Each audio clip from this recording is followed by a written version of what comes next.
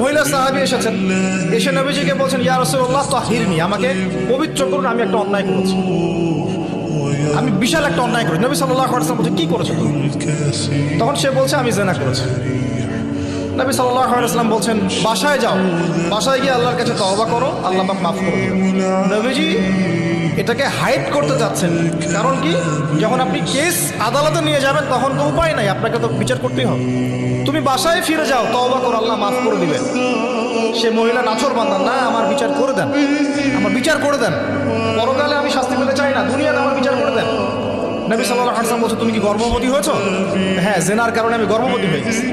এরকম হচ্ছে না এখন, ওই যে অ্যাবর্শন করছে না, ওই যে ক্লিনিকে গিয়ে, এটাও ট্রেন্ড হয়ে গেছে, হইল, সমস্যা কোথায়? কি এমন হয়েছে? আমার কি কেরিয়ার নষ্ট হয়ে গেছে? ফ্যামিনিস্ট নোংরা মেয়ে কোথাকার। তারপরে এই মেয়ে বলছে, হ্যাঁ আমি গর্ভবতী হয়েছি ইয়া রাসূলুল্লাহ। নবী সাল্লাল্লাহু আলাইহি ওয়াসাল্লাম বলছেন, বাসায় ফিরে যাও, সন্তান যখন খালাস হবে তারপরে এসে বিচার করে দেবে। 9 থেকে 10 মাস সে এই সন্তানকে গর্ভে ধরলো, ধরার পরে সন্তান যখন খালাস হয়ে গেল, সে নবীর কাছে এসে সন্তান কোলে নিয়ে নবজাতক, ইয়া রাসূলুল্লাহ সাল্লাল্লাহু আলাইহি ওয়াসাল্লাম দরুদ পড়বেন, আমাকে পবিত্র করে দিন, আমার সন্তান হয়ে গেছে। নবী সাল্লাল্লাহু আলাইহি ওয়াসাল্লাম বলছেন, সন্তান কি দুধ খাচ্ছেন? হ্যাঁ, তাহলে তুমি তাকে দুধ পান করাও। কত বছর দুধ পান করাতে হয়?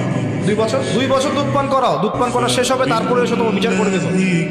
এবার 2 বছর দুধ পান করানোর পর এই মহিলা এসেছে, সন্তানের হাতে একটা রুটি, নবীজিকে বলছেন, ইয়া রাসূলুল্লাহ সাল্লাল্লাহু আলাইহি ওয়াসাল্লাম, আমার সন্তান এখন রুটি খেতে পারে, আমার সন্তান এখন রুটি খেতে পারে, আমার বিচার করে দিন। তখন নবী সাল্লাল্লাহু আলাইহি ওয়াসাল্লাম বলছেন, সাহাবীরা, তোমাদের মধ্যে কেউ কি আছো এই সন্তানের দায়িত্ব নিবে? একজন আনসার সাহাবী বলছেন, আমি দায়িত্ব নিব। তখন এই আনসার সাহাবীর কোলে নবী সাল্লাল্লাহু আলাইহি ওয়াসাল্লাম এই বাচ্চাকে তুলে দিলেন। তুলে দেওয়ার পর খালিদ বিন ওয়ালিদ রাদিয়াল্লাহু আনহু অন্য সাহাবীদেরকে বললেন, যাও এই মহিলাকে নিয়ে যাও, কোমর পর্যন্ত গেড়ে দিয়ে রজম করে হত্যা করো।